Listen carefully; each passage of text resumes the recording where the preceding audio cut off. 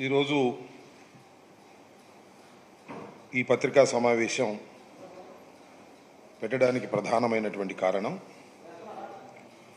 పోలవరం గురించి కొన్ని విషయాలు ప్రజలకు చెప్పవలసినటువంటి అవసరం ఏర్పడింది. ఎందుకంటే అనూహ్యంగా కూటమి అధికారంలోకి వచ్చి చంద్రబాబు నాయుడు గారు ముఖ్యమంత్రిగా ప్రమాణ స్వీకారం చేసిన తర్వాత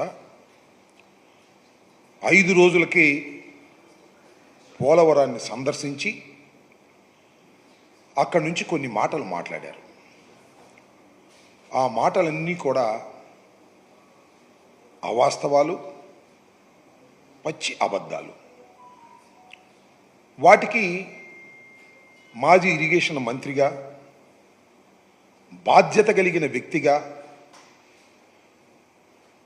మా వర్షాన్ని ప్రజలకు వినిపించవలసినటువంటి బాధ్యత మాకుంది.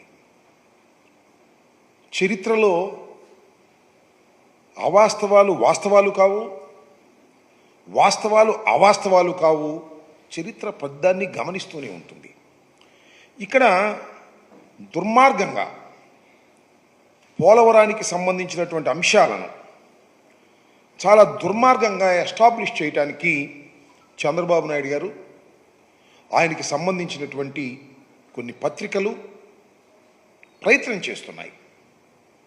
వాస్తవాలను ప్రజలకు వివరించవలసినటువంటి బాధ్యత మాకుంది.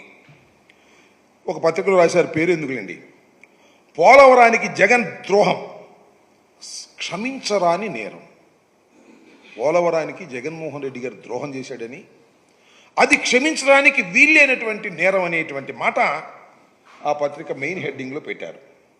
అలాగే కొన్ని చంద్రబాబు నాయుడు గారు చెప్పినటువంటి విషయాల మీద జగన్ కాంప్లికేటెడ్ పోలవరాన్ని జగన్మోహన్ రెడ్డి గారు ముఖ్యమంత్రి అయిన తర్వాత దాన్ని చాలా కాంప్లికేటెడ్ చేశాడు, సర్వనాశనం చేసేశాడు అనేటువంటి మాట.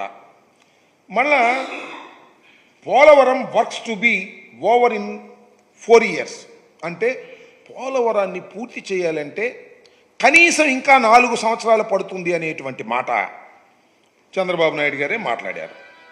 మరొక ఇంగ్లీష్ పత్రికలో, చాలా ఫేమస్ పత్రికలో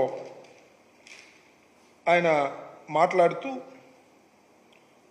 it will take 4 years to complete Polavaram 4 సంవత్సరాలకు కానీ పూర్తి కాదు అనేటువంటి మాట.